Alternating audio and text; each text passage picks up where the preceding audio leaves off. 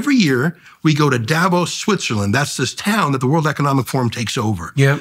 How would you describe the World Economic Forum for everybody who's watching and listening? It sounds super boring, doesn't it? World Economic Forum. That sounds like economists studying the world. Yeah. Sounds good. Yeah.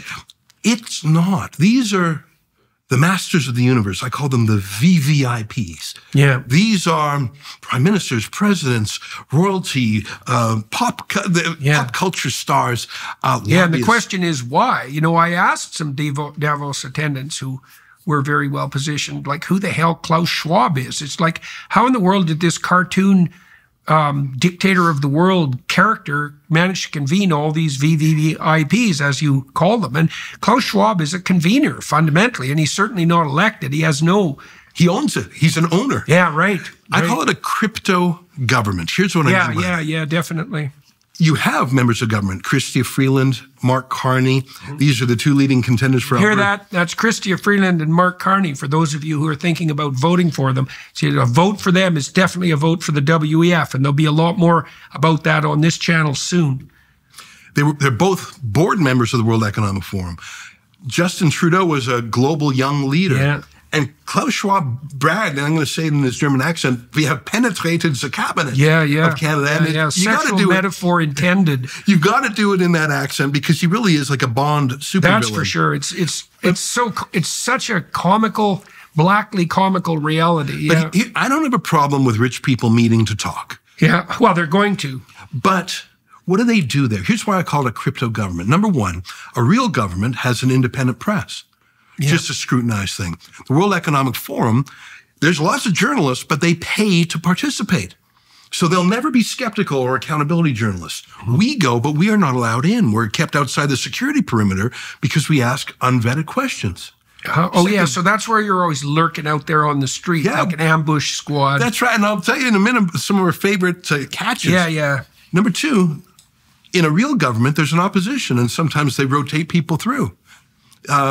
That's a form of a check and balance. In a real government, there's a lobbyist registry. Who was meeting with Technically, it's a fascist organization. And fascism means to bind together, right? And the fascists were big into the idea that, and this is kind of what defines fascism, that media, corporations, government should all be working together as a unit to push forward whatever the interest happens to be, whatever the agenda happens to be. And the WEF is a place where exactly that happens, is that the elites of all the different power hierarchies meet and, conspire morally to improve the planet, despite the fact that they have no democratic standing. And as you said, no opposition and no journalistic coverage, and that it's a pay-to-play arrangement that's made Schwab and his cronies exceptionally rich. And that's really demented and twisted the world in unbelievably pathological ways. Net zero, that's a WF initiative. ESG, right? That stakeholder capitalism,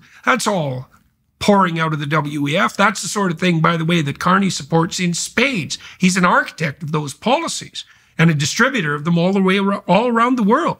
Carney believes that 85% of the world's fossil fuels have to remain in the ground, and that somehow magically, Alberta in particular is going to have even better jobs under this new green economy that he can't define, that's going to apparently run on hydrogen of all bloody things, all the pathological idiocies you can possibly imagine. So he's like Trudeau on steroids. And so, that's the WEF, man, in a nutshell. Every stupid idea you can possibly imagine the last 15 years is being promoted by the Davos crowd, all to virtue signal because they're guilty about being, guilty about being rapacious billionaires, I suppose. They could work a little on the rapaciousness and a little less on the virtue signaling. So anyways, okay, so you're in the WEF and you're out there trying to, what? What are you doing? Well, we're outside the moat. I mean, it's a very high security place. It's hard to get there. They buy up every hotel room in town. So we stay one town over and take the train in. Right, so it's isolated to protect. That's right. And so we had to fly to Zurich, take 3 trains up. And we're not allowed in. So we're just on the cold streets. Where do you stay? We stay one town over called Closters. We in an Airbnb typically. And they quintuple the prices that week. Of course. That week, the local airport, the private jet airport, they say that they make their whole year's money in that one week. Yeah, yeah. And if you go and watch the private jets... And think of all the lovely carbon that's being produced. Feeding all the plants. They come in, and it's such a small airport that they drop off the VVIPs, but then the planes have to go fly to another airport to park. And then they come and fly, like, it's an extra flight just to park the plane. I've never seen anything more carbon intensive. And then there's helicopters. It's probably got slightly greener around Davos in consequence. That's right, because of all the CO2. Yeah. You know, they're against fuel and they're against food, even though No. They're against fuel and food for peasants. And that's so they're in their private jets, but you have to take public transit. I was in the streets of Davos 2 weeks ago, and I see a guy handing out energy bars. Like there's a lot of kiosks and people giving away grab bags and goodies, and it's cold, so they give away hot chocolate and tea. So one guy's giving away energy bars, and people are flocking to it. But I notice on some box he has, it says insect protein. Oh, yeah. So I said, who are you? What are you? And he actually talked to me for 15 minutes. His company's called Pumbaa. And if you know your Disney movies, there's a character that eats insects called Pumbaa. Right. But on this candy bar, it does not say the word insect anywhere. In the ingredients, in tiny print, it uses the Latin genus and species for the mealworm. Oh, yeah. It's ground up. It's like Adolphinus diaporinus or something. Sounds delicious. I don't think 1 in 1,000 people, 1 in 100,000 people knows what that is. And he was giving them away, and he was saying there's insect protein in it, but no one heard him. I was there with my cameraman. I said, did you hear him? He said there's insect protein in it. And some people were repulsed by it. Others didn't care. They are doing creepy and weird things. Bugs are the right thing to do creepy things with. If you want to eat bugs, I'm not going to say don't. But don't sell it or give it away and hide it. There's a lot of strange things going on in the World Economic Forum. And I feel like... You need a T-shirt that says that. A lot of strange things going on in the World Economic Forum. Rebel News. Rebel News were sort of scruffy. And I mean, I say the drawbridge comes down and these princes walk out onto the town, and we're there. These grubby peasants asking them questions. Out of the gutter. 2 years ago, I think it was, we scrummed Albert Bourla, the CEO of Pfizer. This year, we scrummed Larry Fink, the CEO of BlackRock. They're fun. And we had a lot of questions. We asked 70 questions. I later count. We walked and talked with Larry Fink for 9 minutes, and we asked 70 questions. He answered 0. In fact, his bodyguard sort of pushed us a bit, and then Fink took out his cell phone, put it right in our face, click. I said, you intimidating me? I'll tell you my name. I'm going to make, it was so weird. Well, you haven't been on social media much, Ezra. But, and Albert Bourla, we were asking real questions. Yeah, we were annoying. I'll grant you that. Yeah. But like my first question to Larry Fink is, have you spoken to the president yet?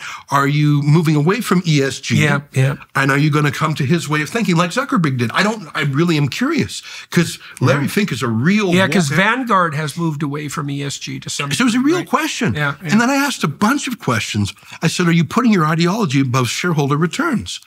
Like if you're making investment, the definition of ESG. Yeah, and that's a real question. And maybe I was fairly polite. I said, Mr. Fink, etc.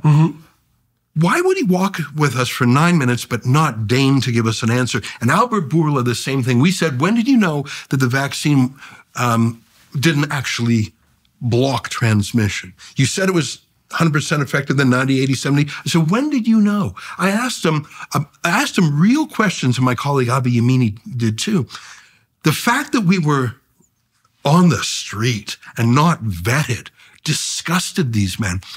Both of them had probably done 10 interviews that day, but the interviews were with trusted partners who had actually paid to attend the World Economic Forum. The idea that they would be in an unscripted moment and owe an answer to anyone was beneath them. That contempt, if you ask me what is the World Economic Forum, that's what it is. It's these masters of the universe who like to hang out with other masters of the universe and who have contempt to talk about humanity, but they actually hate people. That's and I've been going for 4 years. And you never know what you're going to get there. Yeah, I'm very afraid that that's exactly the sort of attitude that characterizes Mr. Carney. And I'm more convinced about that after reading his book quite carefully, Values. It's like, yeah, he likes humanity, but, food, shelter, clothing, and heat or air conditioning for you or your car. You know, do you get to have a car under Mark Carney? Yeah.